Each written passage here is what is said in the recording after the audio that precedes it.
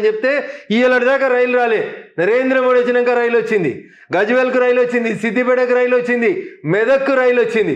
1980లో ఇందిరాగాంధీ కలగంటే 2022లో నరేంద్ర మోడీ పూర్తి చేసిండు. ఏం మాట్లాడతారన్నా? ఏం అవగాహన నుండి మాట్లాడతారన్నా?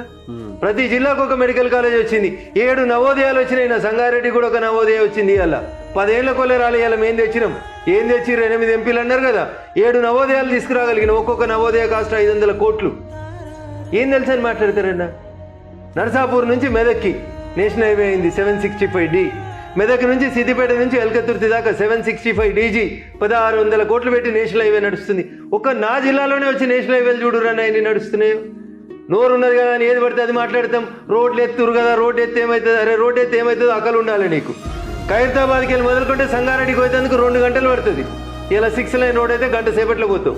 కొంపల్లికి వెళ్ళి ఆడికి కాళ్ళకల్ దాకా పోవడానికి నీకు గంటన్నర పడుతుంది.